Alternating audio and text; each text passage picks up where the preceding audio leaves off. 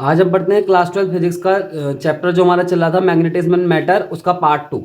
आज हमारे इस पार्ट 2 में सबसे पहला टॉपिक होगा the dipole in a uniform magnetic field. हमें क्या करना है, एक डाइपोल को यूनिफॉर्म मैग्नेटिक फील्ड में रखना है। जिस तरीके से हमने एक इलेक्ट्रिक डाइपोल को यूनिफॉर्म इलेक्ट्रिक फील्ड में रखा था, उसी तरीके से एक मैग्नेटिक डाइपोल को क्या करेंगे, हम यूनिफॉर्म मैग्नेटिक फील्ड में रखेंगे। अब इलेक्ट्रिक डाइपोल, पहले हम इलेक्ट्रिक डाइपोल वाला थोड़ा सा रिकैप करते हैं। देखो इलेक्ट्रिक डाइपोल में हमने कैसे किया था, हमने इलेक्ट्रिक फील्ड लाइन बनाई थी, यूनिफॉर्म इलेक्ट्रिक फील्ड लाइन इस तरीके से पैरेलल। और हमने उसमें क्या करा था, कि इलेक्ट्रिक डाइपोल रखा था इस तरीके से। और इलेक्ट्रिक डाइपोल पे क्या हो गया, देखो एक पॉजिटिव प्लस क्यू हो गया, एक माइनस क्यू होता है। इस पे इस तरफ को फोर्स लगता है ऐसे।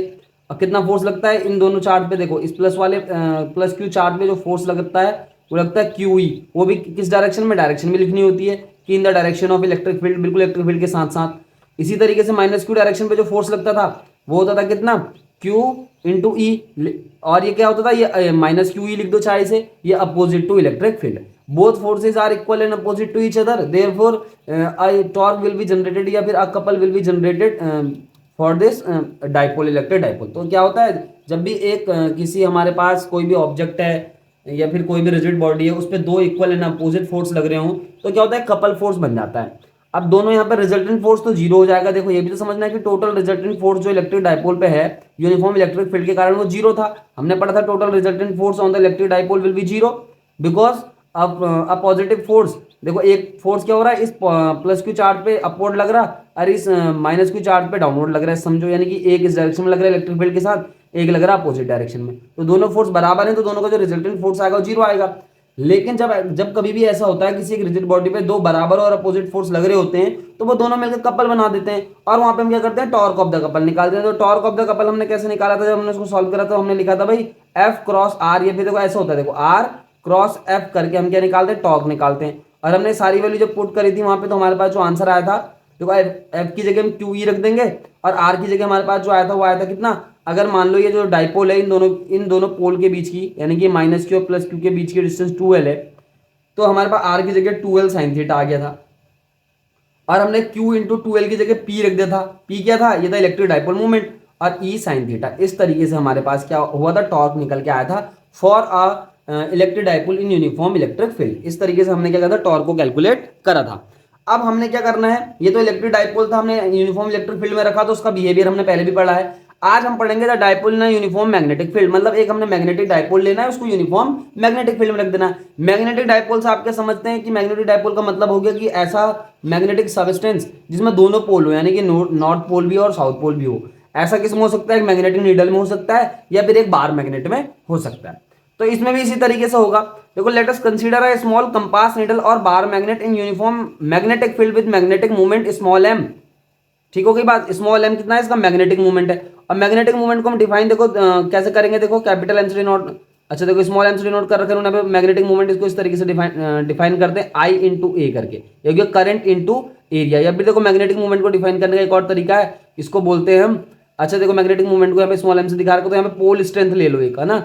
तो पोल स्ट्रेंथ को चाहे आप क्या मान लो, कुछ भी मान लो, एम डैश मान लो, एम डैश मल्टीप्लाई 2l, जैसे हमने वहां पे निकाला था ना कि इलेक्ट्रिक डाइपोल मूवमेंट, हम जानते हैं कि इलेक्ट्रिक डाइपोल मूवमेंट p बराबर होता है q इंटू 2l, ये होता है इलेक्ट्रिक डाइपोल का मूवमेंट। इसी तरीके से क्या होता है, जो हमारे पास मैग्नेटिक डाइपोल होता है उसका मूवमेंट निकलता है हमारे पास, उसको हमने अगर स्मॉल एम से डिनोट कर रहे हैं मैग्नेटिक डाइपोल मूवमेंट को, तो हम निकालते हैं एम डैश मल्टीप्लाई 2l। अब ये एम डैश क्या है, एम डैश क्या है यहाँ पे, एम डैश यहाँ पे पोल की स्ट्रेंथ हो जाएगी, स्ट्रेंथ ऑफ द पोल, यही से बोलेंगे पोल स्ट्रेंथ। अब याद रखना कि किसी भी एक मैग्नेट में क्या होता है, पोल स्ट्रेंथ बराबर होती है, यानी कि नॉर्थ पोल की जितनी स्ट्रेंथ होगी उतनी ही साउथ पोल की भी स्ट्रेंथ होती है। तो देखो जैसे हमने क्या पढ़ा था, इलेक्ट्रिक डाइपोल मूवमेंट पढ़ा था P equal to q into two l. दोबारा लिख देता हूँ, देखो हमने इलेक्ट्रिक डाइपोल मूवमेंट क्या पढ़ा था, P equal to q into two l, इतना इलेक्ट्रिक डाइपोल मूवमेंट पढ़ा था हमने। इसी तरीके से मैग्नेटिक डाइपोल मूवमेंट को स्मॉल एम से दिखा दो, ये होता है m dash multiply 2l। M dash का मतलब क्या हो गया, एम डैश का मीनिंग हो गया हमारे पास मैग्नेटिक पोल स्ट्रेंथ, यानी कि या तो नॉर्थ पोल की स्ट्रेंथ हो गई या साउथ पोल की। और मैंने बोला दोनों पोल की जो स्ट्रेंथ होती है क्या होती है, सेम होती है। अब मैग्नेटिक डाइपोल मूवमेंट को, इवन मैग्नेटिक मूवमेंट को निकालने का एक और तरीका है जिसको हम बोलते हैं करंट इनटू एरिया। इस तरीके से भी मैग्नेटिक डाइपोल मूवमेंट को क्या करते हैं, कंसीडर कर सकते हैं या निकाल सकते हैं। तो लेट अस कंसीडर अ मैग्नेटिक डाइपोल या फिर कंपास बोलते हैं मैग्नेटिक डाइपोल को, making angle theta with the direction of magnetic field. In this case क्या होगा, इसके नॉर्थ पोल पे एक फोर्स लगेगा जो बी के साथ लगेगा। जैसे यहाँ पे हमने क्या करा था, प्लस क्यू पे एक फोर्स लगा था एफ बराबर क्यू वी के बराबर, इसी तरीके से नॉर्थ पोल पे भी एक फोर्स लगता है। वो किस डायरेक्शन में लगेगा, नॉर्थ पोल पे जो फोर्स लगेगा वो लगेगा ऐसे अपवर्ड डायरेक्शन में मैग्नेटिक फील्ड के साथ साथ। और जो फोर्स होता है ना मैग्नेटिक फोर्स, जैसे हमने इलेक्ट्रिक फोर्स क्यू ही निकाला, वैसे मैग्नेटिक फोर्स जो होता है वो निकलता है एम इंटू बी। याद रखने की बात है तो है ना, एम इंटू बी। इस तरीके से आपको ये फोर्स का फॉर्मूला याद रखना पड़ेगा, क्योंकि ऐसा तुम्हारी बुक में कुछ दिया नहीं है, तो आपको सिंपल या तो याद रख लो। देखो दो तरीके हमेशा डेरिवेशन को करने का, कोई एक तरीका तो होता नहीं है, बहुत सारे तरीके होते हैं। इसी तरीके से मैंने देखो एक तरीका तो यह है, मैंने क्या बोला, नॉर्थ पोल पे फोर्स लगेगा वो बी की डायरेक्शन में लगेगा, अगर हम इलेक्ट्रोस्टैटिक से कंपेयर करते हुए देखें तो। और साउथ पोल पे भी एक फोर्स लगेगा मैग्नेटिक फील्ड के कारण, जो इस डायरेक्शन में लगेगा वो भी एम बी के बराबर होगा, स्मॉल एम बी के बराबर, है ना। और स्मॉल एम क्या है आप अच्छे जानते हैं, मैग्नेटिक मूवमेंट है। दोनों फोर्स क्या है, बराबर हैं, इक्वल हैं और अपोजिट भी हैं, यानी कि एक फोर्स बी के साथ लग रहा है, एक बी के अपोजिट लग रहा है, तो एक कपल बना देंगे यहाँ पे और हम उस कपल का क्या निकलेंगे, टॉर्क निकाल देंगे। तो देखो सिंपल सी बात होगी, let us consider a small compass needle और a bar magnet in uniform magnetic field with magnetic movement small M. तो in this case the torque on this magnetic dipole, ये मैग्नेटिक डाइपोल है। Magnetic dipole इसलिए बोल रहे हैं क्योंकि यहाँ पे दो क्या है, पोल हैं, क्योंकि मैग्नेट है हमारे पास, उसके दो पोल है तो वो मैग्नेटिक डाइपोल बन जाएगा। अगर एक ही पोल होता तो हम उसको क्या बोल देते कि वो क्या है, मोनोपोल है। लेकिन यहाँ पे क्या दो पोल है तो इसलिए इसको क्या बोल रहे हैं, डाइपोल बोल रहे हैं। तो ध्यान रखना है, मैग्नेटिक डाइपोल है, यूनिफॉर्म मैग्नेटिक फील्ड में रखोगे उसी तरीके से बिहेवियर करेगा जिस तरीके से electric dipole uniform electric field में बिहेवियर करता है। तो टॉर्क इक्वल टू हमने वहां पे निकाला था पीई साइन थीटा, यहाँ पे टॉर्क इक्वल टू क्या जाएगा, देखो एम क्रॉस बी। जैसे वहां पे हमने टॉर्क निकाला था इलेक्ट्रिक डाइपोल वाले सिस्टम में, तो वो था पी क्रॉस ई। इस तरीके से आप लिख सकते हैं टॉर्क को, है ना। टॉर्क बराबर क्या होता है, पी क्रॉस ई, इस तरीके से निकल के आता है। पी क्या हो गया यहाँ पे, पी मैंने पहले दोबारा बता दिया, पहले भी बता दिया कि पी होता है यहाँ पे इलेक्ट्रिक डाइपोल मूवमेंट, और इलेक्ट्रिक डाइपोल मूवमेंट का जो डायरेक्शन होता है वो माइनस क्यू से प्लस क्यू की तरफ को होता है। इस चीज का भी ध्यान रखना है यहाँ पे। इसी तरीके से जो मैग्नेटिक मूवमेंट होता है, इस मैग्नेटिक मूवमेंट का जो डायरेक्शन होता है ये होता है साउथ पोल से लेकर नॉर्थ पोल की तरफ को। ठीक हो गई बात, तो इस चीज का भी आपको ध्यान रखना है। In this case the torque on this dipole will be m cross b. जैसे हमने वहां पे पी क्रॉस ई पढ़ा है, ऐसे यहाँ पे क्या आ जाएगा, m cross b. M is a vector quantity, b is also vector quantity. अगर आप इसे मैग्नीट्यूड फॉर्म में लिखते तो क्या आ जाएगा, tau equal to m b sine theta, इस तरीके से आ जाएगा। अब थीटा मैंने क्या बोला, theta is the angle between magnetic dipole with the magnetic field. In this case the magnetic potential energy, आप इस केस में क्या निकालेंगे, मैग्नेटिक पोटेंशियल एनर्जी निकालेंगे। तो मैग्नेटिक पोटेंशियल एनर्जी कैसे निकल के आएगी, देखो सिंपल सी बात है, अगर आप पोटेंशियल एनर्जी की बात करते हैं ना, जितना मैंने यहाँ पे देखो पहले से लिखा था वही आपको इस टॉपिक में लिखना है। बाकी जो मैं समझा रहा हूँ ये आपको खाली क्या समझने के लिए मैंने यहाँ पे लिखा है, ध्यान रखना है इस बात का। तो जितना मैंने इस टॉपिक में पहले से लिखा था वही चीज आपको यहाँ पे नोट डाउन करनी है। असल से हम बात कर रहे हैं मैग्नेटिक पोटेंशियल एनर्जी की।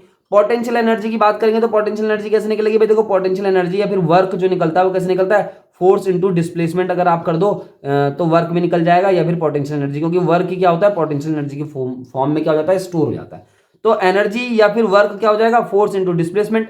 यहाँ पे क्या निकालना है, मैग्नेटिक पोटेंशियल एनर्जी निकालने हैं। यहाँ पे रोटेशन हो रहा है, यहाँ पे कपल बनना है, टॉर्क लग रहा है, तो यहाँ पे क्या होगा, यहाँ पे रोटेशनल पोटेंशियल एनर्जी निकालेंगे। और रोटेशनल पोटेंशियल एनर्जी का मतलब क्या होगा, रोटेशनल वर्क निकालेंगे। रोटेशनल वर्क कैसे निकलेगा भाई, रोटेशनल मोशन का फोर्स, रोटेशनल मोशन में फोर्स को हम कैसे नोट करते हैं, टाउ से नोट करते हैं। इसी तरीके से रोटेशनल मोशन का जो डिस्प्लेसमेंट होती है उसको हम डी थीटा यानी कि एंगुलर डिस्प्लेसमेंट बोलते हैं। और इस तरीके से हमारे पास रोटेशनल वर्क यानी कि मैग्नेटिक पोटेंशियल एनर्जी निकल के यहाँ पे आ जाएगी। मैंने क्या बोला, देखो वर्क हमारा जनरली कैसे निकलता है, वर्क या potential energy force into displacement करके। लेकिन यहाँ पे जो ऑब्जेक्ट है यानी कि जो नीडल है, जो यहाँ पे मैग्नेटिक डाइपोल है, वो रोटेशनल मोशन कर रहा है, क्योंकि उस पर एक टॉर्क लग रहा है, तो सीधी सी बात है वो रोटेशनल मोशन करना स्टार्ट कर देगा। तो उस केस में जो इस मैग्नेटिक डाइपोल है इस पे वर्क कितना होगा, इस पे वर्क होगा फोर्स इंटू डिस्प्लेसमेंट के बराबर। अब फोर्स जो होता है रोटेशनल मोशन के लिए वो टॉर्क होता है, याद रखना रोटेशनल मोशन के लिए जो फोर्स होता है वो टॉर्क होता है। इसी तरीके से जो रोटेशनल मोशन के लिए डिस्प्लेसमेंट होती है वो एंगुलर डिस्प्लेसमेंट होती है। तो हम लिख देंगे मैग्नेटिक पोटेंशियल एनर्जी, या फिर लिख देंगे potential energy stored in the magnetic dipole is equal to the integration of tau theta d theta. Tau theta क्या हो गया भाई, थीटा पे थीटा एंगल पे उसका क्या हो गया, ये टॉर्क हो गया। देखो थीटा एंगल पे टॉर्क कितना है, एम बी साइन थीटा। तो टाउ थीटा की वैल्यू यहाँ पे रखेंगे एम बी साइन थीटा। अभी मैंने बोला कि वर्क इक्वल टू क्या होगा, फोर्स इंटू डिस्प्लेसमेंट। यहाँ पे तो रोटेशन मोशन में फोर्स ना आके क्या आता है, टॉर्क आता है। तो टॉर्क इंटू क्या हो जाएगा, डिस्प्लेसमेंट हो जाएगा। टॉर्क की वैल्यू रख देंगे एम बी साइन थीटा और डी थीटा ऐसे रहेगा। अब एम और बी इंटीग्रेशन साइन से बाहर आ जाएगा, हमारे पास बचेगा integration sine theta d theta. आपको याद रखना है इंटीग्रेशन साइन थीटा का हमेशा माइनस कॉस थीटा इंटीग्रेशन निकल के आता है। तो हमारे पास जो फाइनल मैग्नेटिक पोटेंशियल एनर्जी निकल के आ जाएगी stored in a magnetic dipole is given by u m equal to minus M B cos theta. मैंने क्या बोला, इस साइन थीटा का जो इंटीग्रेशन होता है वो क्या होता है, माइनस कॉस थीटा होता है। इसलिए मैग्नेटिक जो हमारे पास पोटेंशियल एनर्जी निकल के आई वो I minus M B cos theta. देखो क्या निकल के आया, यहाँ पे माइनस एनर्जी निकल के आ गई, माइनस में निकल के आ गई ये एनर्जी। अब मान लो थीटा क्या हो गया, जीरो हो गया। तो थीटा जीरो हो जाएगा तो यू बराबर क्या आ जाएगा, माइनस एम बी। सीधी सी बात है, क्योंकि कॉस जीरो बराबर क्या होता है, वन होता है। जैसे थीटा जीरो रखोगे तो कॉस जीरो हो जाएगा। कॉस जीरो क्या होता है, 1 होता है। उस केस में मैग्नेटिक पोटेंशियल एनर्जी कैसे निकल जाएगी, -mb। तो याद रखना है जब भी पोटेंशियल एनर्जी क्या होती है, मिनिमम निकल के आती है, किसी भी सिस्टम की निकल के आए, किसी मॉलिक्यूल की निकल के आए। जब भी आप केमिस्ट्री पढ़ते हैं तो केमिस्ट्री में भी किसी मॉलिक्यूल की अगर पोटेंशियल एनर्जी मिनिमम निकल के आ जाती है, या फिर कोई कंपाउंड है उसकी पोटेंशियल एनर्जी मिनिमम निकल के आती है, या फिर कोई भी सिस्टम है उसकी पोटेंशियल एनर्जी अगर मिनिमम आ जाती है, तो इसका मतलब यह है कि वो मोस्ट स्टेबल स्टेट में अपनी है, यानी कि वो उसकी सबसे क्या मोस्ट स्टेबल स्टेट है। तो थीटा जीरो रख के हमारे पास u बराबर माइनस भी आया, नेगेटिव आ गई पोटेंशियल एनर्जी, तो यहाँ पे क्या है, ये सबसे कम पोटेंशियल एनर्जी होगी इस मैग्नेटिक डाइपोल की, क्योंकि माइनस में भी आ रही, और कॉस थीटा की भी हमने क्या करी, मैक्सिमम वैल्यू वहां पे पुट कर दी है। तो मैंने क्या बोला, जो हमारे पास मिनिमम एनर्जी आई यहाँ पे, मिनिमम एनर्जी का मतलब हो गया मोस्ट स्टेबल स्टेट। इस चीज को आपको ध्यान रखना है, अगर किसी भी सिस्टम की मिनिमम पोटेंशियल एनर्जी निकल के आती है, इसका मतलब वो उसकी मोस्ट स्टेबल स्टेट होगी, यानी कि मैग्नेटिक डाइपोल की ये वाली स्टेट जब थीटा जीरो हो, यानी कहने का मतलब क्या है कि नॉर्थ पोल सीधा मैग्नेटिक फील्ड के डायरेक्शन में हो, यानी कि बार मैग्नेट या फिर जो हमारे पास ये मैग्नेटिक नीडल हो सीधा ऐसे ऐसे रखी हो नॉर्थ साउथ करके। तो यहाँ पे क्या है, मैग्नेटिक फील्ड के अलोंग रखी हुई है, ये हमारे पास बार मैग्नेट है ना, मैंने क्या बोला बार मैग्नेट या तो इस फील्ड में ऐसे रख दो, है ना, इस तरीके से बार मैग्नेट क्या रखना है, इस फील्ड में इस तरीके से रखना है। तो इसका या फिर इसको हम क्या करेंगे, मैग्नेटिक फील्ड के डायरेक्शन में लगा देंगे नॉर्थ पोल को, तो इस केस में थीटा जीरो हो जाएगा। थीटा जीरो होगा तो वो उसकी मोस्ट स्टेबल स्टेट होगी मैग्नेटिक डाइपोल की। इसी तरीके से अगर थीटा 180 हो जाए तो u बराबर पॉजिटिव में mb आ जाएगा, ये मोस्ट अनस्टेबल स्टेट है, क्योंकि हमें पोटेंशियल एनर्जी मैक्सिमम निकल के आ गई। देखो ये क्या है, मैक्सिमम पोटेंशियल एनर्जी हो गई और ये मिनिमम पोटेंशियल एनर्जी होगी। मिनिमम पोटेंशियल एनर्जी में मोस्ट स्टेबल स्टेट बनती है, मैक्सिमम पोटेंशियल एनर्जी में हमेशा क्या बनती है, मोस्ट अनस्टेबल स्टेट बनती है। तो हमारे पास ये था the dipole in a uniform magnetic field. आपको क्या ध्यान रखना है, मैंने बोला जो मैंने इस पेज में पहले से लिखा था वही आपको लिखना है, बाकी आपको कुछ लिखने की जरूरत है नहीं, बाकी आपको ये सब समझने की जरूरत थी जो मैं समझा चुका हूँ। अब हमारा नेक्स्ट टॉपिक पढ़ लेते हैं जिसका नाम है द इलेक्ट्रोस्टैटिक एनालॉग। कहने का मतलब क्या है, हमें इलेक्ट्रोस्टैटिक से कंपेयर करनी है, जरा मैग्नेटोस्टैटिक की थोड़ी सी कंपेरिजन कर लेते हैं। तो इसमें थोड़ा लिखते हैं, देखो पहले the magnetic field at the large distances due to a bar magnet of a magnetic movement m can be obtained from the equation of electric field due to an electric dipole of the dipole movement p। अब इसने क्या बोला कि एक bar magnet है, मान लो उस bar magnet से कुछ दूरी पर हमें क्या निकालना है, मैग्नेटिक फील्ड निकालना है। तो कैसे, देखो इस तरीके से, देखो जैसे हमने हमारे पास ये बार मैग्नेट हो गया मान लो, तो इस बार मैग्नेट से मान लो इसके सेंटर से कुछ दूरी पर एक पॉइंट P है, और इस पॉइंट P पे हमें क्या निकालना है, मैग्नेटिक फील्ड निकालना है। तो इस पॉइंट P पे मैग्नेटिक फील्ड निकालने के लिए देखो ये पॉइंट P क्या एक्सियल लाइन में है ना, तो ये पॉइंट P हमने क्या लिया, अभी एक्सियल लाइन में लिया। तो ऐसे ही हमने एक केस पढ़ा था कि इलेक्ट्रिक डाइपोल को जब हम रखते हैं यूनिफॉर्म इलेक्ट्रिक फील्ड में, जब इलेक्ट्रिक डाइपोल होता है उसकी एक्सियल लाइन पे, यूनिफॉर्म इलेक्ट्रिक फील्ड में नहीं, क्या बोला मैंने, जब एक इलेक्ट्रिक डाइपोल होता है उसकी एक्सियल लाइन पे भी हमने इलेक्ट्रिक फील्ड का फॉर्मूला निकाला था जब इलेक्ट्रोस्टैटिक पढ़ी थी। उसी तरीके से हमने क्या करा था, जब एक इलेक्ट्रिक डाइपोल था उसके इक्वेटोरियल पॉइंट के लिए भी हमने क्या करा था, इलेक्ट्रिक फील्ड का फॉर्मूला निकाला था। तो इन्हीं दोनों इलेक्ट्रिक फील्ड के फॉर्मूले से हम क्या करेंगे, मैग्नेटिक फील्ड का फॉर्मूला भी निकालेंगे। तो देखो क्या लिखा है, the magnetic field at the large distance due to a bar magnet of a magnetic movement m can be obtain. कैसे ऑब्टेन कर सकते हैं बोला हम, कि magnetic field at the large distance, किसी बार मैग्नेट के कारण लार्ज डिस्टेंस पे जो मैग्नेटिक फील्ड है उसको कैलकुलेट कैसे कर सकते हैं, can be obtain from the equation of electric field. कहां से ऑब्टेन कर सकते हैं बोला, can be obtain from the equation of electric field due to a electric dipole of the dipole moment p। कहने का मतलब है इलेक्ट्रिक डाइपोल की जो दो केस थे उन्हीं की मदद से हम इलेक्ट्रिक फील्ड का फॉर्मूला निकाल सकते थे। अब उसी की मदद से हम क्या करेंगे, यहाँ पे मैग्नेटिक फील्ड का फॉर्मूला निकालेंगे। इलेक्ट्रोस्टैटिक एनालॉग का मीनिंग क्या है, देखो यहाँ पे थोड़ा समझना है हमें कि मैग्नेटोस्टैटिक में जो E होता है वो B की तरह काम करता है ना। जो हमने इलेक्ट्रोस्टैटिक में E पढ़ा था यहाँ पे वो B होगा। जो P हमने इलेक्ट्रोस्टैटिक में पढ़ा था जिसको हम क्या बोलते हैं, इलेक्ट्रिक डाइपोल मूवमेंट बोलते हैं। और याद रखना इलेक्ट्रिक डाइपोल मूवमेंट का मैं दोबारा बताता हूँ कि Q इंटू 2L करके हमने इसका फॉर्मूला बोला था। ये 2L क्या है, 2L जो दोनों चार्ज के बीच की डिस्टेंस होती है, ठीक है। 2L क्या होता है, दोनों चार्ज के बीच की डिस्टेंस होती है। इलेक्ट्रिक डाइपोल एक्चुअल में होता क्या, देखो इलेक्ट्रिक डाइपोल क्या होता है, नेगेटिव दो सेम, एक नेगेटिव चार्ज और एक पॉजिटिव चार्ज, दोनों सेम मैग्नीट्यूड के अगर एक दूसरे से शॉर्ट डिस्टेंस पे रखे हो तो इस सिस्टम को हम डाइपोल बोलते हैं, इलेक्ट्रिक डाइपोल। और इलेक्ट्रिक डाइपोल का मूवमेंट इस फॉर्मूले से निकलता है। और इलेक्ट्रिक डाइपोल मूवमेंट P का जो डायरेक्शन होता है -q से +q की तरफ होता है, ये भी आपको ध्यान रखना पड़ेगा। और मैग्नेटोस्टैटिक में मैंने क्या बोला, E को B से रिप्रेजेंट करते हैं, इलेक्ट्रिक डाइपोल मूवमेंट को मैग्नेटिक डाइपोल मूवमेंट से रिप्रेजेंट कर देंगे, और 1/4πε0 जो हमने इलेक्ट्रोस्टैटिक में पढ़ा था, और मैग्नेटोस्टैटिक में हम उसकी जगह μ0/4π का इस्तेमाल करते हैं।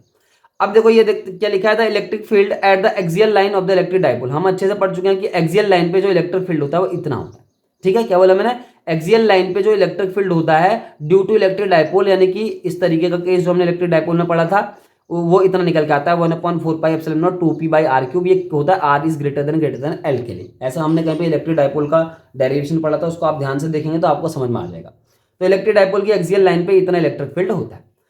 इसी तरीके से मैग्नेटिक फील्ड का formula at the axial line of the magnet, इसी तरीके से सेम इससे कंपेयर करते हुए आपको मैग्नेटिक फील्ड का फॉर्मूला बनाना है at the axial line of the magnetic dipole. मतलब ये वाला केस जो मैंने जैसे मैंने यहाँ पे चित्र बनाया कि एक मैग्नेट बनाया, इसके सेंटर से इसके सेंटर से मैंने क्या बोला, आर डिस्टेंस दूर एक पॉइंट पी ले लिया और इस पॉइंट पी पे मैग्नेटिक फील्ड जो है इस तरीके से निकल के आ जाएगा। इसकी तरह कंपेयर करेंगे। देखो मैंने क्या बोला 1/4 एप्सिलॉन नॉट की जगह हम म्यू0/4 रखेंगे, इस पी की जगह एम रखेंगे तो हमारे पास ये फॉर्मूला बन जाएगा। और ये स्मॉल एम क्या है मैं पहले बता चुका हूँ, ये मैग्नेटिक डाइपोल मूवमेंट है, इसको हम आई इंटू ए से भी कैलकुलेट कर लेते हैं। ये फिर small m equal to m dash ले लो ना यहाँ, क्योंकि यहाँ पे स्मॉल एम तो हो गया इंटू 2l। अब ये एम डैश क्या है भाई, एम डैश हो गया तुम्हारा पोल स्ट्रेंथ, इसको आप कंसिडर करके यहाँ पे चल लो, क्योंकि मैंने क्या बोला एक बार मैग्नेट में नॉर्थ पोल की स्ट्रेंथ भी वही होती है जो साउथ पोल की होती है, दोनों की स्ट्रेंथ क्या होती है, सेम होती है। तो देखो ये निकल के आ गया मैग्नेटिक फील्ड का formula at the axial line of the bar magnet, और हमने कंपेयर कहां से करा, इलेक्ट्रिक डाइपोल के एक्सियल लाइन वाले केस से। सिमिलरली द इलेक्ट्रिक डाइपोल या फिर electric field at the equatorial line of dipole, electric field कितना होता है इक्वेटोरियल लाइन पे डाइपोल की इतना निकल के आता है -1/4 पी बाई आर क्यूब। अगर आप सिंपल इसका मैग्नीट्यूड फॉर्म रखते हैं तो आपको माइनस लगाने की वहां पे जरूरत पड़ती है, और अगर आप वेक्टर फॉर्म रखते हैं तो माइनस लगाने की आपको जरूरत नहीं पड़ेगी, है ना। तो आपको इस चीज का ध्यान रखना है। तो माइनस लगाने की जरूरत हो या ना हो, तो बात एक कि माइनस लगाओ आप, जब आप मैग्नीट्यूड निकालते तो माइनस नहीं लगाते, और जब वेक्टर फॉर्म रखते हैं तो माइनस वहां पे लगाना होता है। तो यहाँ पे समझ लो एक तरीके से वेक्टर फॉर्म है अगर, तो यहाँ पे वेक्टर लगा देंगे, यहाँ पे वेक्टर लगा देंगे तो माइनस आ जाएगा। ये तो इलेक्ट्रिक फील्ड हो गया at the equatorial line of dipole. इसी तरीके से magnetic field at the equatorial position of the bar magnet क्या निकल के आएगा, इसकी जगह म्यू0/4 और m/r³। इस तरीके से हमारे पास क्या होगा, magnetic field at the equatorial line of bar magnet निकल के आ जाएगा। अब एक चीज का आपको ध्यान रखना कि पी को हम डिनोट करते हैं स्मॉल एम से, है ना। तो ये इलेक्ट्रोस्टैटिक एनालॉग पढ़ रहे हैं, हम समझ रहे हैं कि इलेक्ट्रोस्टैटिक और मैग्नेटोस्टैटिक में क्या रिलेशन है। जैसे हम क्लास 11th में पढ़ चुके थे कि ट्रांसलेटरी मोशन और रोटेशनल मोशन में जो रिलेशन होता है, ट्रांसलेटरी मोशन के टर्म थोड़े अलग होते हैं, रोटेशनल मोशन के टर्म थोड़े अलग होते हैं, लेकिन वो दोनों के दोनों एक दूसरे से मेल खाते हुए सिमिलर होते हैं। इसी तरीके से इलेक्ट्रोस्टैटिक और जो हमारे मैग्नेटोस्टैटिक है उनके टर्म भी एक दूसरे से क्या होते हैं, सिमिलर मेल खाते हुए होते हैं। जो इलेक्ट्रोस्टैटिक में पी था उसको हम एम से डिनोट करते हैं मैग्नेटोस्टैटिक में। जो इलेक्ट्रोस्टैटिक में टॉर्क था, जो हमने टॉर्क निकाला था किस पे, कि एक हमने डाइपोल लिया था, उसको यूनिफॉर्म इलेक्ट्रिक फील्ड में रखा था, तो उस पे लगने वाला जो टॉर्क था वो पी क्रॉस ई से निकला था। इसी तरीके से मैग्नेटोस्टैटिक में जो हमारे पास टॉर्क निकलेगा एक मैग्नेटिक डाइपोल पे, वो एम क्रॉस बी करके निकल जाएगा। इसी तरीके से देखो इलेक्ट्रोस्टैटिक पोटेंशियल एनर्जी -p.E आई थी, इसी तरीके से हमारे पास मैग्नेटोस्टैटिक पोटेंशियल एनर्जी -m.b आ जाएगी। m.b देखो ये m.b का मतलब क्या, mb cos थीटा। अगर ये m और v वेक्टर क्वांटिटी है, उनका डॉट प्रोडक्ट हो रहा है, तो सीधी सी बात है mb cos थीटा करके यहाँ पे फॉर्मूला बनेगा। तो ये हमारे पास इलेक्ट्रोस्टैटिक एनालॉग है, इस चीज को भी आपको ध्यान रखना होगा।